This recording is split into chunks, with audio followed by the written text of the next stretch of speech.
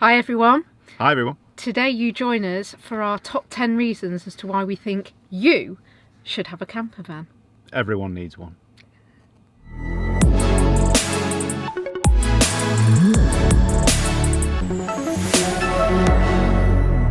Right, so we're going to run through. We've got 10 reasons. We're going to run through them. We're just going to have our usual kind of chat about each one, aren't we? And we'll try not to make this video too long. We do realise that when we start talking, we just keep going and going and going. So we're going to try our hardest. Point. Shut up. Come on then. Right.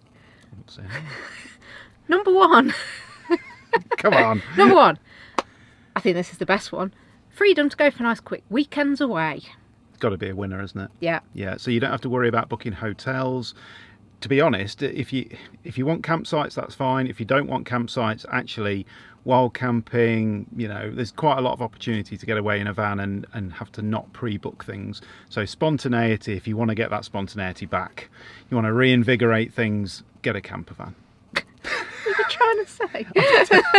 I don't know where I was going with that. Number two, spacious vehicle for journeys with dogs, kids, whatever your family circumstances are. It's a great space. Yeah, and we do realise this might be camper van specific. So if you've got something which is basically a panel van with no insulation, no sound deadening and a mattress in the back. And no windows. I would still class as a camper van. Yeah, no windows or anything. That might be a bit noisier than a car on a long journey. If you've got something which you've spent a lot of time decking out, a lot of insulation, you might have bought a California or a Marco Polo or a Nugget or something like that, or any of the conversions, decent conversions, they can be really nice and quiet. It's good being high up on the motorway, you can see a bit further. It's just a really nice place to spend a bit of time. You've usually got nice kind of armchair style front seats with armrests and all that kind of stuff. And if you get really sick of your passenger, you can put them in the back and they're miles away from you.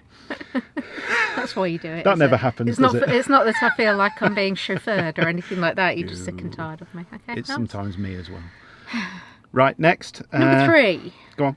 Well, you're doing the list now, aren't you? Okay, yeah. Takes you to places that you might not have visited if you're going to just do the kind of normal, in inverted commas, city breaks. So, you know, you're taking your van, so you got to get to other places other than just the airport and then getting a train, bus or taxi into a city centre. So you're going to see lots more. And I actually think it makes you stay in places that you wouldn't normally stay in. Because if you were going to go, we were just talking about going to Ireland, and we've never been to Ireland, Northern Ireland or Ireland, and we were talking because we saw a British Airways sale, and there's a flight and a hotel and everything to go to Dublin or to Belfast. And I said, well, won't that stop us taking the van later in the year because we'll have already been? And she said, well, no, because if you go in the van and we've got the dog and everything else, we're staying in campsites, we're touring around, seeing lots of sights. That's quite different to going for a city break somewhere where you're on a pub crawl or you're, going on a walking tour or those kind of things, doing a touristy thing. Yeah. It's actually quite different. I think the closest we've come to both of those together is Amsterdam. Because we stayed in a campsite which was on the edge of Amsterdam and then cycled in from that campsite into the centre of Amsterdam. And it was a good kind of hybrid, but that's quite rare to find that, a campsite really close to a city centre. Yeah. So, yeah, it definitely gets you out and exploring and finding new places. There's no way that we would have gone to the Outer Hebrides as a normal kind of B&Bing or anything like that. Nothing wrong with that, but I just don't think we'd have done it. Whereas being able to tour around and see lots of different sites and have the van as our space definitely made it happen. Good. Yeah. Number four, I think we possibly should have even put this a little bit higher up if we were doing them in order.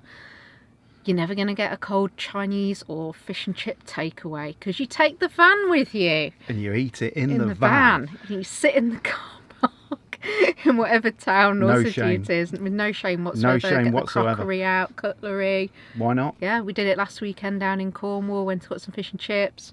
Drive up to the car park overlooking the sea. Beautiful. It's a winner. Yeah, it's an absolute winner, and it makes. I mean, for us, having a takeaway or whatever is an event. It's not something which is just like an everyday occurrence. We still enjoy going and doing that, but it makes it even more of an event because you're taking the van. Yeah. And it's just it makes it into a night, like a kind of night out, I suppose, doesn't it? Get the fairy lights on, get the music on, get the heater on. Yeah. It's just like being in a restaurant. Yeah. Apart from you got to do your own washing up. Apart from it's not at all. Yeah. Okay, right. Okay. What have we got next? Number 5. You've got a van when you need one. Now, we've all done it, haven't we? We've all been at Ikea.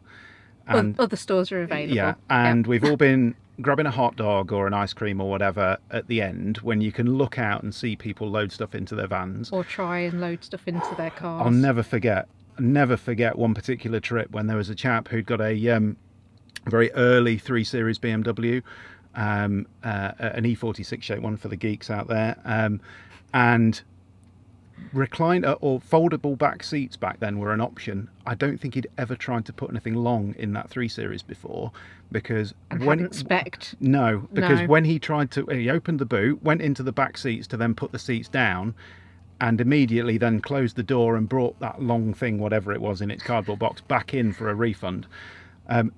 I think we've all seen it. We've all seen people trying to struggle to get stuff in.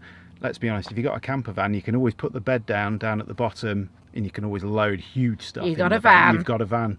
So you could be a lady in a van, man in van, whatever it happens to be, you're able to carry stuff around, and you start to become quite good friends with people who you never knew before, because suddenly they're moving You've house. got a van. And you've got a van. So if you do that, just make sure you cover all your nice cupboards and wardrobes and everything before you start loading stuff in there. But yeah, it is handy having a big vehicle We moved around. house just over 2 years ago now, and it was the best thing to have for just the trips to the tip charity shop. As we were packing the house up, and even on the day that we moved house, when you've just got those final few bits and pieces that the removers aren't going to take, you've got a van to be putting it all in. In fact, which is great. This is an extra one, actually. We'll kind of slip this in right now because you just reminded me. When we were moving house, there was a possibility we were going to be homeless for one night. True. And actually what we thought was, well, that's okay. We'll just sleep in the van somewhere overnight. Yeah. So actually it had, and a lot of people, that would have been a hotel or it would have been ever, but because we've got the dog and everything else, it was just a no-brainer. It's just a kind of, that's fine. We'll just, That just kind of links sleep into on the one a road little next bit to it. further on that we've got down there. So what have we got? Number 6. So, good days out. And I think for us, the van really came into its own when we started to come out of that first lockdown back in 2020, kind of. Was that when everything was still around quite June, locked down? July time. Or lots of things were shut? Yeah, so we went and had a trip over to the coast. Skeg Vegas. All of the public loos were still closed. And you're like, hey, we've got a porta potty, we can do our own drinks. You're making it sound as though we rented it out. Oh no, we like didn't a public rent it facility. Out, no, we definitely didn't do that. But just that ability, and obviously fingers crossed we're not going back into lockdowns and things again. But it's so handy to just actually have everything that you need here in van. Clean ready for to you. If you're starting to worry about hygiene and cleanliness and all that kind of stuff, it's yours, isn't it? It's And we did have kind of one of those occasions. I remember us driving through Germany a few years, like 2-3 years ago, and we pulled into one of the German versions of a French Air because I really needed to nip to the loo, and I walked into the toilet and I just walked straight back out. I was like, get the porta potty out. I'm not even going back into that toilet. It was disgusting. It was just like, thank the Lord that we have our porta potty. It's amazing. No, and just like you say, having everything with you. So when you leave home on one of those days out, you can choose if you're going to stock the fridge up with loads of food. You can fill the tank with water. You've got all your tea and coffee and milk and all that kind of stuff. Treats for the dog or toys for the kids or whatever. Never having to spend money at a motorway services again.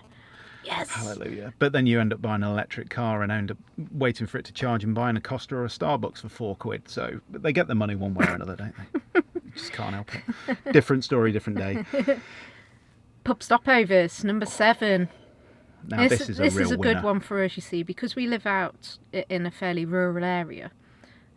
Any kind of evenings out, restaurant, pub or something like that, one of us is driving. Getting a taxi is just going to cost a fortune. It just doesn't make sense. But you can take your van, you can turn the seats round, you park in the pub car park, have a lovely meal, both have a few drinks, stay over the night, and then just go back home the next morning. Yeah, brilliant. It's perfect. And again, it takes us to pubs we probably wouldn't normally have thought. You know what? If a pub's 40 miles away, but you've heard good things about it, if one of you's not drinking or Yeah. whatever, you think, oh God, an Really? 80-mile round trip, is it really going to be worth it? Whereas you think 40 miles away in the camper, night away, both have a drink, have a nice meal, all good. Yeah. And for that kind of time when we're in the pub, we tend to leave the dog in the van. Because she's fine in here for three or four Leave her with her hours or dinner. whatever, leave her Yeah. with her dinner, and then come back out. She's there. It saves us having to palm her off onto your mum and dad or whatever. And so it's another night away in the van. Yeah. You can bag. Yeah. It's really good. It's good. And loads of pubs are really open to that. And Brit Stops book if you're looking for kind of a good atlas of where to go, or Search for Sites website is another one which lists some motorhome stopovers, pub stopovers, those kind of things. We'll put the links Yeah, below. put all the links below for that. Yeah, you can have a look. Number 8, we've not had cause to use this yet, but some of our friends have, and that's basically using it as a spare bedroom. So if you have a big party at home, you've got a spare bedroom sitting on the driveway. Yep. So you technically, in ours, you can sleep 4. You could. Yeah. Yeah, 2 you up, could. 2 down. Yeah, sorry, I don't know why I had to compute that, but Essentially, yes, you kind could. of 2 spare bedrooms sitting on the driveway. Brilliant. Yeah. Yeah, and if your driveway's flat, like ours is, even better. Not quite so good for your guests if you're on a bit of a Yeah. Or if incline. you just don't want your guests in the house, That's another way of you thinking can keep them in the about van. it. Yeah. But we'd probably be the other way around, wouldn't we? We'd We'd be the rather have ones them in the stay in the house van. and not them in the van. Yeah. We'll stay in the van. They stay in the house. Yeah. That's fine. But yeah, it's a good way of expanding your house without having planning permission, which is all good. Yep. Number 9, what have we got? Off-grid backup in case of power failures Oh, and yeah. emergencies. Now, Yeah. again, we live in a fairly rural area, so power cuts are not uncommon. And, if the boiler then won't come on, we've got no was gonna say, cooking because we're on electric cooking. So these days, and- even if you've got gas central heating with a boiler and everything else, you still need electric to run it. So if gas or electric goes off, you're cold. And we've got a induction hob, so that's electric rather than gas in the house. Electric oven. So you kind of think, you're starting to struggle if the power goes off. If electric goes off, you're really struggling if you haven't got a generator and all those kind of things. Whereas for us, guess what? We can go on the drive. Yeah. Fire up the camper. Yeah. And you've got gas hob, you've got fridge, you've got heating, a bed. It's all good. Not going to be cold and not going to be hungry, are we? And we're definitely not going to run out of diesel because the little petrol station in the village Although if sells the power's off, they won't be able to pump it, will they? I wonder That's if true. Could you Well, pump they it might. manually? Yeah, they might. One way or another, we'll have in it. We're getting that diesel out of there. Yeah. We do also have an old petrol stove that we bought when we used to do we do. traditional camping, a Coleman petrol stove, which Lethal, is, that it's thing. quite frightening, but it's very effective. Yeah. So we're So all good. Yeah. from a business continuity perspective. Very good. Why is it business continuity and not living I continuity? have to go to work. I don't know about you. Well, yes, I do, but you wouldn't Well, get business continuity as well. Right, All right, okay. home continuity. Yeah. Home comforts continuity. Yeah. Final one then, number 10. We've got they hold their value much better than a car. They do. I've never known a car hold on to their value anywhere near as much as a camper van. No, At all. And that's not just a current situation thing, because obviously all second-hand cars at the moment are doing really well and holding their value because of the supply chain issues, semiconductors, etc. I'm talking about before that, let alone now. So even when you could have a new camper van on order and it would be delivered in 3 or 4 months, the residual value on camper vans is huge. And I kind of understand it and I kind of don't, because I think they're quite sought after, they're quite iconic, it's kind of got the right ingredients to be a good resale value, but there's a lot of cars which are like that as well, and they seem to plummet like stones.